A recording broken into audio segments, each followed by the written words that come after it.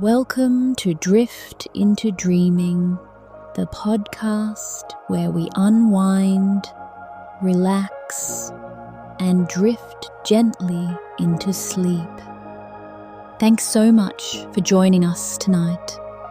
This evening, we're taking you on a serene journey through Kyoto, the cultural heart of Japan, during the breathtaking season of spring. Together, we'll walk through the quiet streets and ancient traditions as we follow a day in the life of a trainee geisha, known as a Maiko. A heartfelt thank you to Lai for sharing another beautiful story. If you enjoyed this peaceful escape and want more soothing journeys like this, don't forget to like, subscribe, and turn on notifications for more from Drift into Dreaming. For the ultimate listening experience, check out our full collection and let your nights drift into peaceful dreams. So my dear friends, let's gently settle in together now. Let's welcome this moment of comfort, stillness. Find your coziest position, adjust your pillow if you need to, and make sure your blanket is tucked around you, keeping you warm and snug like a loving embrace. If any part of your body feels a little tense or sore, don't worry. Just acknowledge it with kindness. Maybe take a few gentle stretches, a soft shoulder roll, a sigh of release. Let your body begin to unwind, slowly, peacefully. This is your time to relax. Feel yourself slowly sinking into the surface below you, melting into the safety of this calm and quiet space. Now, bring to mind a slower, more peaceful rhythm of life. Let your breath follow that rhythm. Inhale deeply, softly filling your lungs. Now exhale even more slowly, letting the air drift out like a cloud dissolving into the sky. With each breath, feel the stress leaving your body, floating away. Repeat that once, maybe twice, until your whole self begins to let go. Now that your body is light and your mind at ease, I'll gently step aside and I will guide you into a story set in one of the most enchanting places in the world. Welcome to Kyoto, Japan. The golden glow of morning light slips through delicate paper screens, casting a peaceful pattern across the floor of a quiet okeya, a traditional lodging for geisha. This house is more than just walls and windows. It is a place where history breathes, where grace is learned and beauty is lived. Here, under the soft hush of dawn, sleeps a young woman named Yuki. She is just 20 years old, and she is a Maiko, a trainee geisha. For 5 years, she has walked the path of tradition, and now she is nearly at its end. In less than a year, Yuki will finally become a full geisha, carrying forward the art and elegance of a world that still quietly lives in the heart of Kyoto.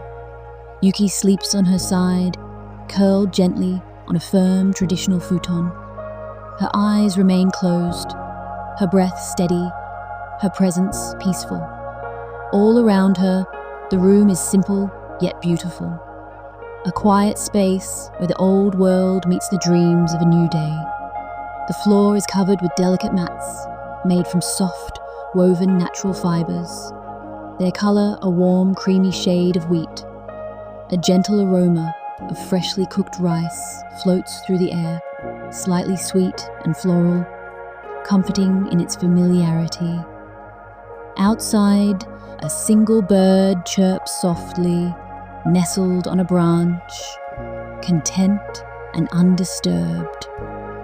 Inside, the rhythm of Yuki's breath begins to shift. She is slowly rising from sleep, moving gently into her morning. Her legs stretch under the covers, toes wiggling slightly.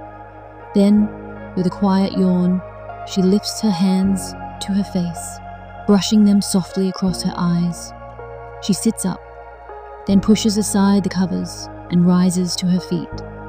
Crossing the room, she leans over a small basin and splashes cool water onto her face.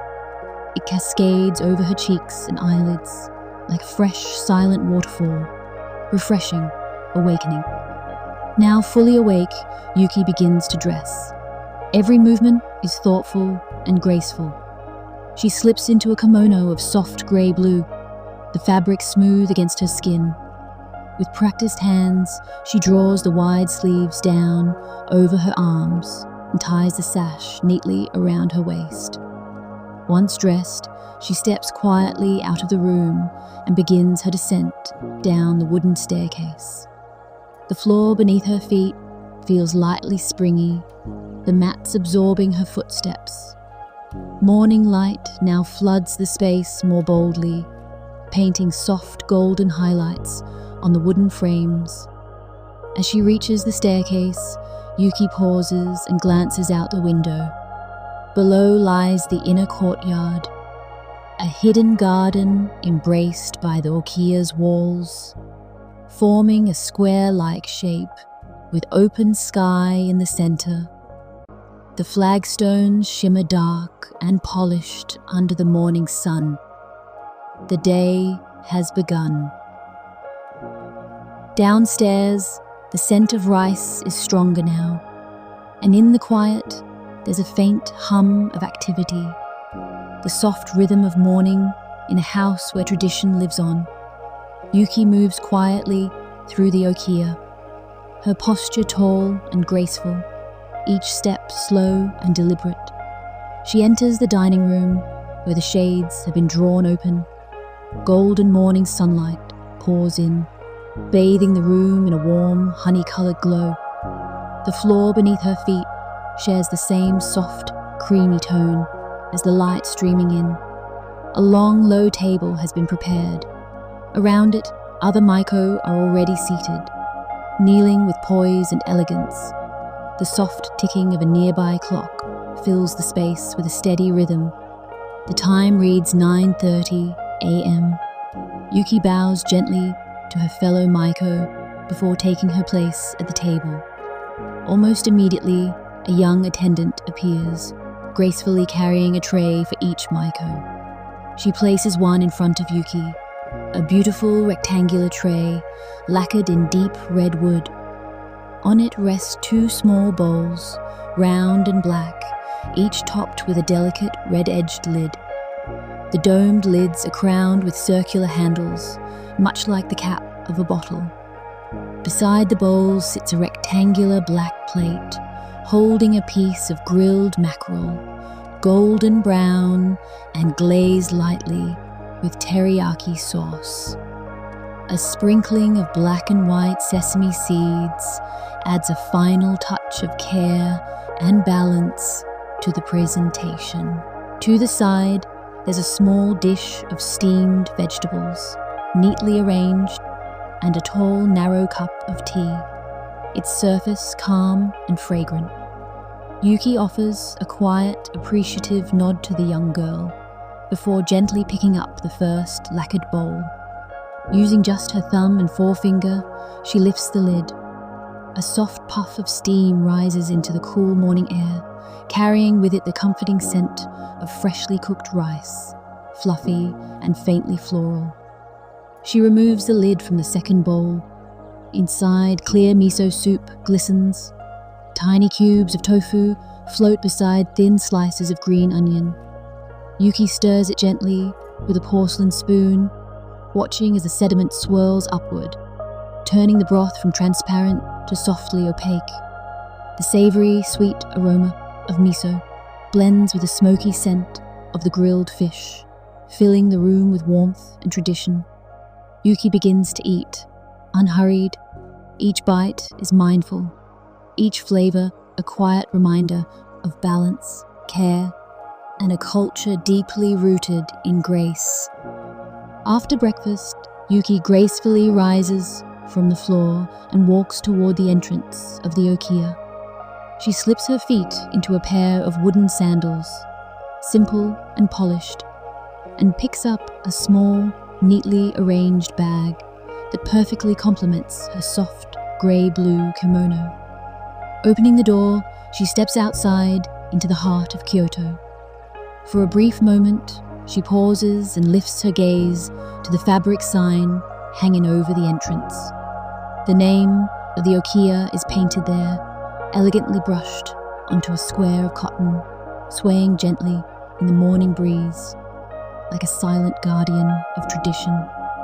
Then, with quiet purpose, Yuki walks forward, her steps slow and composed as she makes her way down a narrow stone-paved road.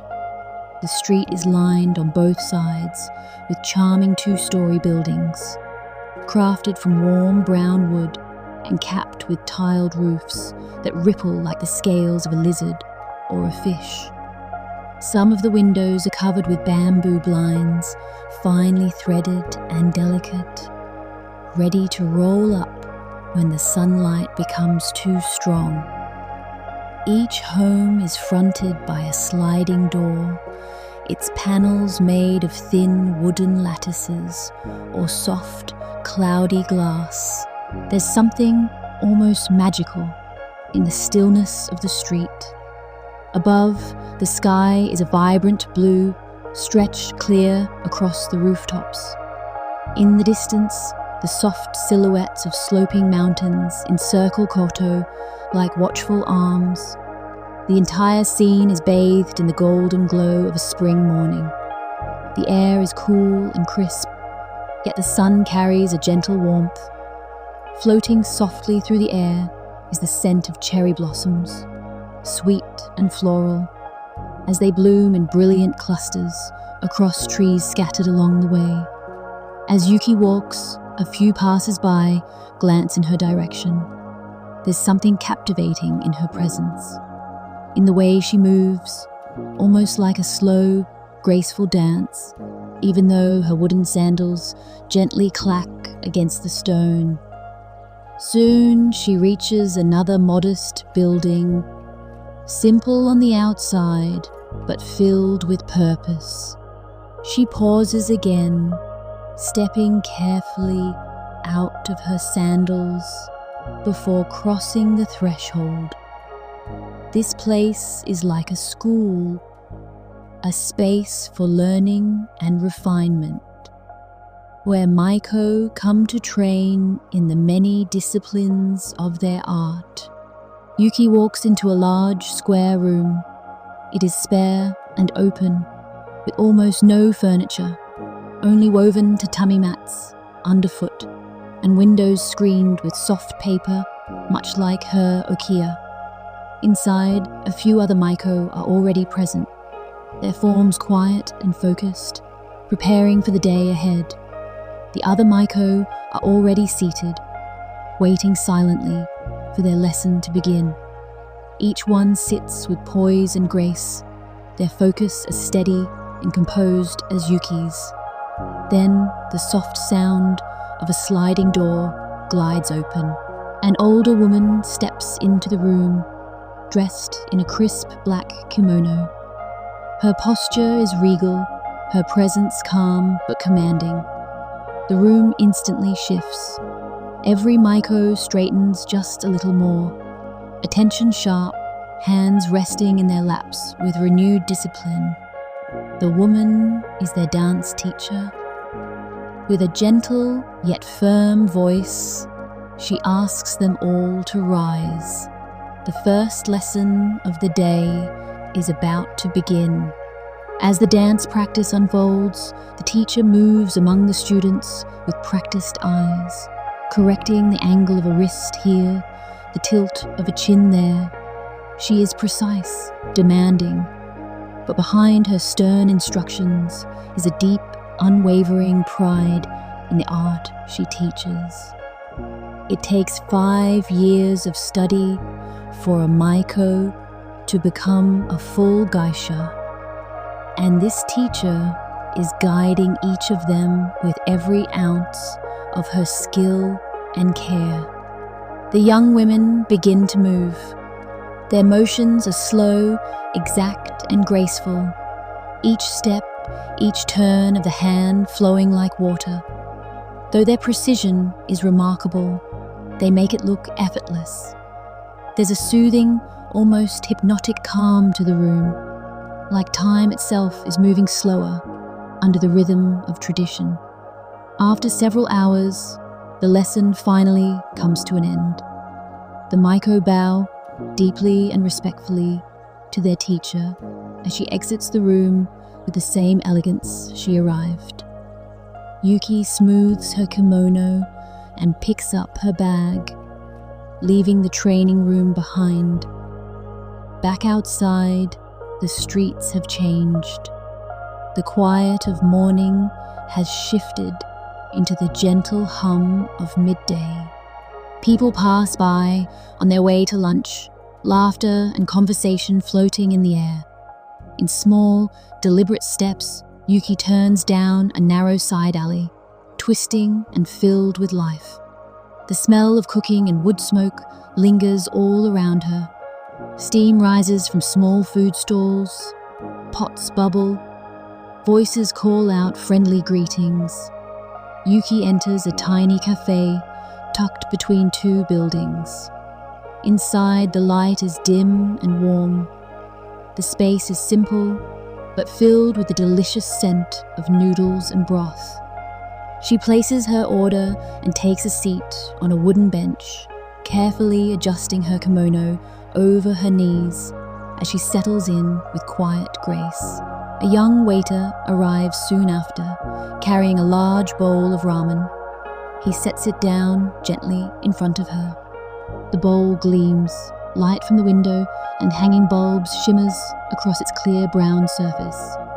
Inside, delicate slices of vegetables float beside leafy greens and soft, tangled noodles. A soft-boiled egg, halved perfectly, rests on top. Its golden yolk is rich and smooth, just beginning to melt slightly into the warm broth.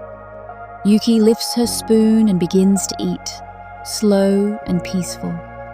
This is a moment of calm, nourishment, and stillness in a day shaped by discipline and grace. Yuki gently lifts her spoon and tries the warm, savory broth. Then, with a soft grace, she picks up a pair of chopsticks and begins to eat. Even in this quiet, personal moment, her poise as a Maiko shines through, each movement deliberate and elegant, as though she is still in training. When her meal is finished, she rises, gives a polite nod to the cafe staff, and makes her way back to the school. This time, she enters a smaller, more intimate room. Inside, other Maiko are already kneeling in silence.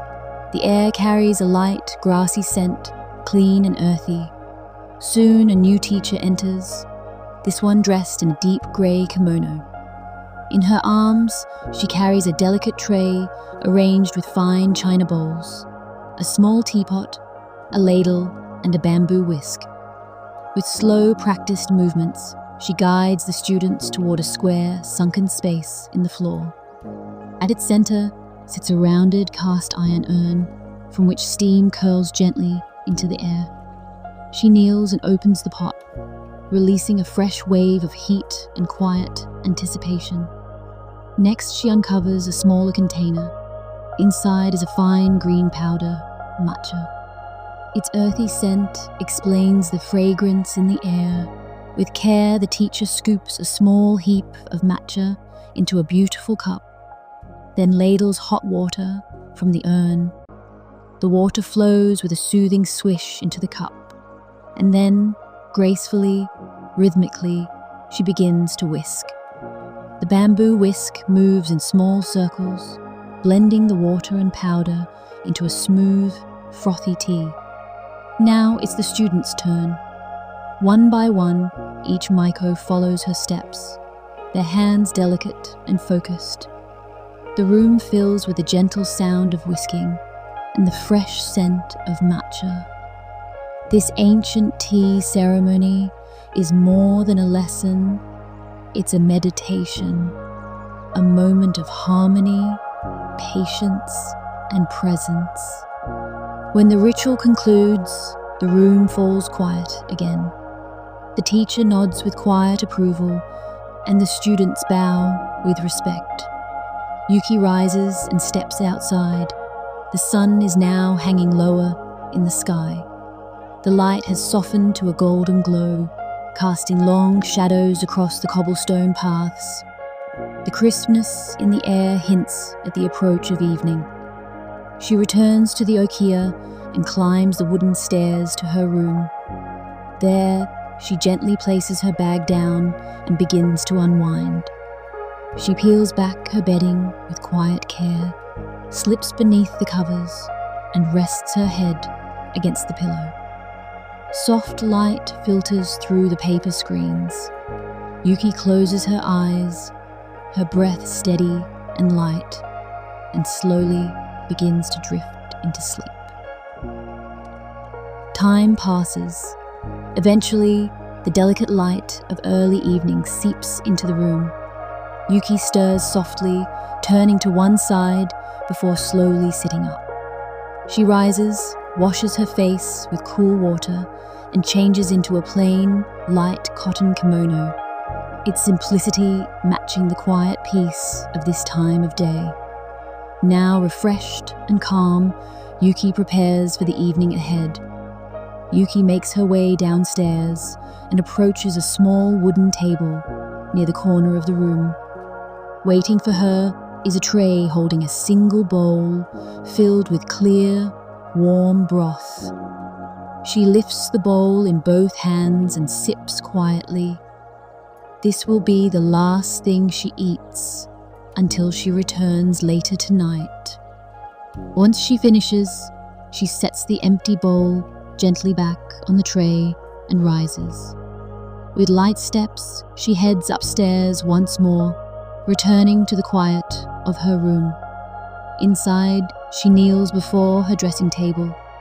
The room is peaceful. Only the faint rustling of her kimono and the soft creak of the floor beneath her can be heard. She reaches underneath the table and pulls out a wooden box. It makes a soft, scratchy sound as it slides across the woven tatami mats. With care, Yuki opens the lid. Inside lies her ritual of transformation. She begins by taking out a small standing mirror and a round handheld one. She sets the standing mirror in place, angling it gently toward her face. Then she lifts a shallow white tub, its surface pressed smooth like untouched snow. Next, she removes another tub, this one thicker and heavier. Beside them are two small round palettes, one in a glowing pink, the other in a rich, soft red. Yuki places them neatly in front of her. Next come the brushes, slender and precise, made for delicate touches, and one soft and fluffy for blending. She arranges a powder puff, a shallow ceramic bowl, a dark pencil for lining the eyes, a slim tube of mascara, and a wide, flat brush, its bristles fanned like a miniature spatula. Finally, she reaches for a small wax stick. It's wrapped in a single layer of paper that crackles faintly as she unwraps it. This is binsuki wax, made from natural oils and cherished ingredients. It is the first step in preparing her face for the ceremonial makeup of a Maiko. Holding the wax gently between her fingers, Yuki takes a breath, grounding herself before beginning the slow, focused process of her transformation. The wax is used for both the face and hair. Yuki tears off a small piece and places it in her palms. She rubs her hands together gently, and the warmth of her skin begins to soften it into a light, silky oil. Its scent is subtle, sweet with a hint of citrus, almost like spring flowers after rain. She smooths the warm wax across her face and neck in a delicate, even layer. Her motions are calm, precise. This is not just routine, it is reverent, almost sacred. Then she tears off another piece and warms it again, this time spreading it across her upper chest and the back of her neck, the places soon to be painted. There's something meditative about it, each movement quiet and full of intention. Next, she reaches for the shallow white palette. The powder inside is brilliant, almost luminous, pressed smooth like porcelain. Taking the flat brush, Yuki dips it into the bowl of cold water, then wipes off the excess along the edge.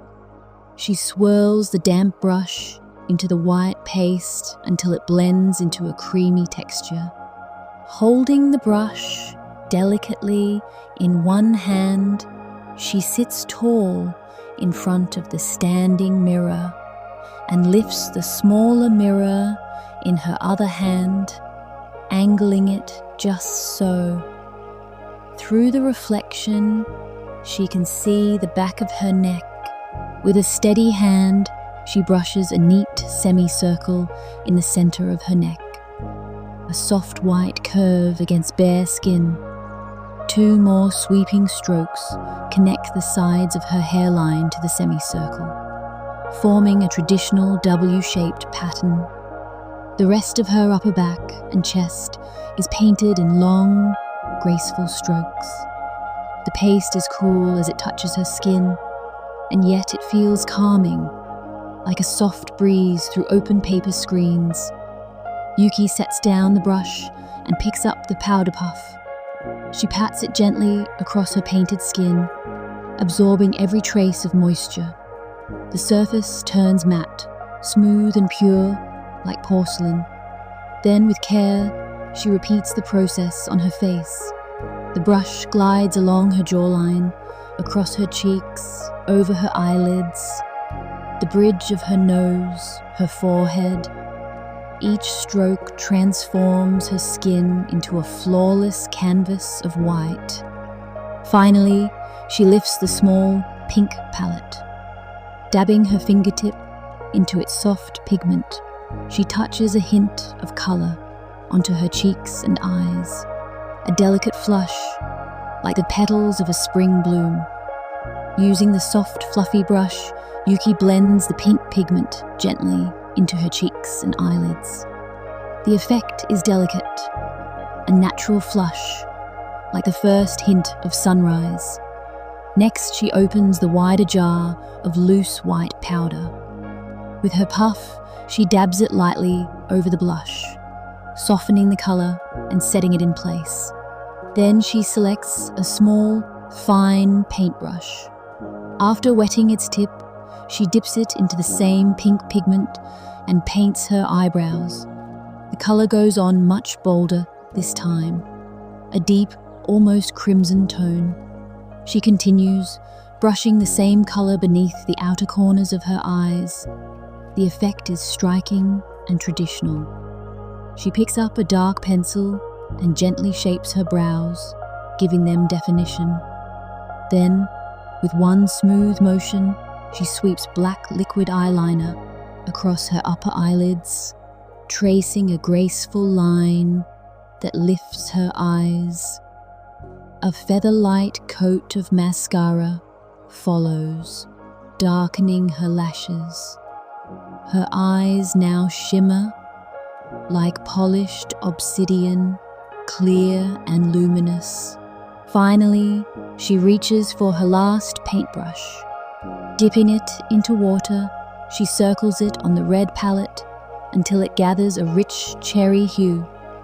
With absolute precision, she lifts it to her lips and paints them with the bold red pigment. The color blossoms across her mouth like a rose unfurling on freshly fallen snow. Now complete, the transformation is undeniable. Yuki is no longer simply a girl at her mirror. She has become a Maiko, a living embodiment of grace, tradition, and beauty. She sets her brushes into the bowl of water to soak and rises to her feet. Moving to the door, she opens it quietly. Moments later, a man arrives, neatly dressed, carrying a folded stack of silk in his arms. He bows slightly before setting the garments down. Yuki lifts her arms without a word, and he begins to dress her. Layer by layer, he wraps her in a pale peach kimono, the fabric cool and smooth to the touch. The collar is embroidered with soft florals, and golden flowers rise delicately along the hem, climbing like vines from her feet. His hands move with the practiced precision of a craftsman, aligning sleeves, straightening seams, folding each layer with care. It feels almost like a ritual, a dance in silence and silk. Each fold ripples like water beneath his fingers. At last he fastens the deep yellow obi, a wide, elegant sash, tied into a large sculptural bow at her back. Though it is stiff and heavy, he handles it with ease, as if it were nothing more than a ribbon of paper. Yuki stands transformed, serene, poised, radiant. Lastly, the dresser pins a few delicate floral ornaments into Yuki's hair, their peach hues perfectly echoing the soft tones of her kimono. Then, just as silently and swiftly as he arrived, he bows and departs. Yuki turns toward the mirror. She takes in her reflection, the smooth white skin, the rich red lips, the silk folds catching the soft light, and draws a deep, satisfying breath. She is ready. With small, deliberate steps, she begins to walk. Despite the many layers of silk and the weight of tradition wrapped around her, she seems to float, as if gliding on air. She descends the stairs, silent and graceful, moving through the quiet halls of the Okiya. Near the entrance, she pauses beside a pair of shoes, her okobo. These are not ordinary shoes. They resemble tall wooden flip-flops, elevated on thick platforms at least 5 inches high. The platforms slope subtly from toe to center, designed to train her posture and pace. Yuki slips them on with practiced ease. She now stands taller, her figure elongated and elegant. Despite their height, her steps remain smooth and composed. She moves with a dancer's poise. Outside, one of her fellow Maiko joins her. With each step they take, a faint tinkling sound follows. Tiny bells hidden within the hollowed-out soles of the okobo sing gently, announcing their presence like wind chimes in motion. Together, the Maiko begin their evening walk through the streets of Kyoto. The day is folding into dusk.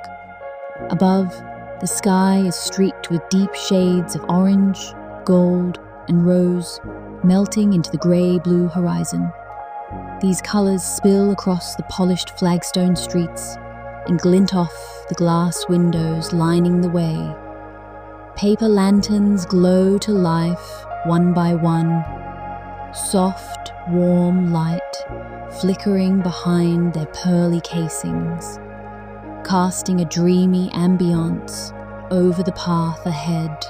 Some tourists linger, as they often do, drawn by the rare beauty of the Maiko. Phones lift, eyes widen, whispers stir among them.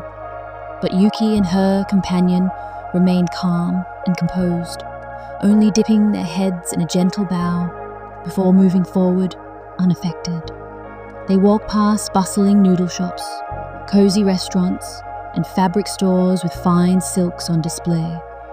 Finally, they turn down a quiet street and approach their destination, a magnificent wooden building. It is low and wide, its walls built from fine vertical slats, stained so deeply they appear almost black.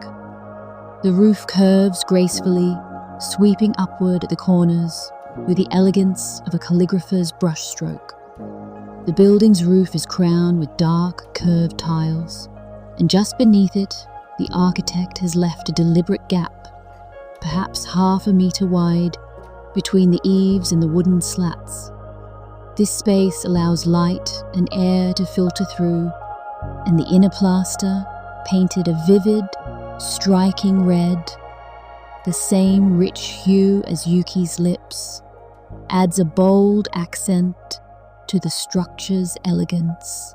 This is one of Kyoto's historic tea houses. Yuki and her fellow Maiko glide silently toward the entrance gate. They are greeted at the threshold by a graceful geisha who bows gently and welcomes them inside. She leads them through quiet corridors until they reach a serene, beautifully arranged room. The floor is covered in soft, cream-colored tatami mats, bordered with black fabric. At one end of the room is a delicate sliding door, its windows made of tiny, square panes of paper. Behind them, a gentle light glows, casting a warm, ambient softness across the space. Opposite the door, a set of 3 low wooden tables sits neatly in a row. Each table is carved with ornate legs and accompanied by a hand-embroidered cushion placed carefully for each guest. A clean, almost sacred calmness lingers in the air, scented faintly with green tea and freshly polished wood. Yuki removes her okobo and steps into the room. She moves with practiced ease to the open space in front of the tables and kneels beside another Maiko, dressed in a soft blue kimono. The other girl carries a narrow wooden instrument case, which she sets gently at her side. Together, they wait with quiet dignity. The geisha observes from a corner, watching the young Maiko with a discerning eye. Her role is to guide and support their training throughout the evening. One by one, guests begin to enter the room. Whatever urgency they carried with them from the outside world dissolves at the threshold. A hush seems to settle over the space. Their expressions soften, their shoulders relax. They take their seats on the embroidered cushions, stealing admiring glances at Yuki and her companion. Soon every guest has arrived, and delicate porcelain cups are placed before them, each filled with fragrant tea. Then, with a soft click, the second Maiko opens the clasps of her instrument case. From within, she lifts a shamisen, a traditional 3-stringed instrument with a square body and a long, graceful neck. It resembles a guitar, but carries centuries of history in its design. She tunes the shamisen with care, and as the final note falls into place, Yuki rises. The room falls completely still. In the glow of lantern light, the Maiko begins to pluck the strings using a fan-shaped wooden plectrum. Soft, haunting notes float across the space, and Yuki begins to move. Her dance, poised, delicate, and filled with subtle power, takes form in the air. Each step and gesture is executed with perfect grace. What she learned in the quiet morning hours now blossoms under the golden light of evening, like a flower opening under the moon. The room, the music, the stillness, everything becomes part of her performance. Her exquisite kimono sways and flutters in perfect harmony with the music, each movement flowing like silk in the breeze. Yuki appears weightless, dancing not just to the rhythm, but with it, as if she's gliding through air itself. Throughout the evening, she performs with unwavering grace. Between dances, she moves softly among the guests, kneeling beside them to refill their cups and exchange gentle conversation. Her presence is like a calming breeze, elegant, warm, and unassuming. The room is filled with a comforting glow, both from the flicker of lanterns and the serene joy shared by all. It is a night steeped in beauty and tradition, but slowly, as the hours slip by, the evening begins to draw to a close. One by one, the guests begin to rise. They stretch delicately, smiling in that quiet, contented way only a truly peaceful evening can bring. With murmured thanks and soft goodbyes, they make their way out into the night. Once the last guest has departed, Yuki and the other Maiko begin their final steps of the evening. They rise with the same grace with which they danced, bow respectfully to the watching Geisha, and slip their feet back into their okobo shoes. Another soft bow, a silent farewell, and then they too leave the tea house. Outside, the street is hushed and shadowed, nearly midnight. The city is blanketed in deep indigo, broken only by pools of white light from street lamps and the neon glow of restaurant and bar signs. As the Maiko walk, the tiny bells hidden in their shoes chime faintly with each step, adding a delicate soundtrack to the quiet of the hour. There is still life in the streets, soft voices of people heading home, laughter echoing from a late-night food stall, the aroma of grilled skewers drifting on the breeze. Yuki walks through it all with a calm heart, her role for the evening complete, her spirit steeped in the elegance of tradition and the hush of night. The Maiko return to the Okiya. Yuki steps inside and quietly slips off her tall wooden shoes. The evening air falls away behind her as she ascends the stairs, her footsteps light. In the bathroom, a warm tub of soapy water awaits. Steam drifts gently through the room, curling like soft ribbons in the air. She takes a small bowl, scoops up some of the hot water, and soaks a cotton face towel. With slow, practiced movements, she begins to wipe away her makeup. The white paint, the rosy blush, the deep red lips, each disappears beneath the soft cloth, revealing her natural face once again. The transformation fades away, leaving only Yuki, quiet and calm. After bathing, she dries off and prepares for bed. She turns down the soft cotton sheets and slips beneath them, feeling the cool fabric brush against her skin. The simple comfort of the bedding embraces her like a sigh. Yuki rests her head against the pillow, her muscles releasing the last tension of the day. Her eyelids flutter, heavy with sleep, and soon they close. It has been a long day, full of tradition, beauty, and grace. As her thoughts drift to the warm broth, the swirling tea, and the music of the shamisen, she exhales one last peaceful breath.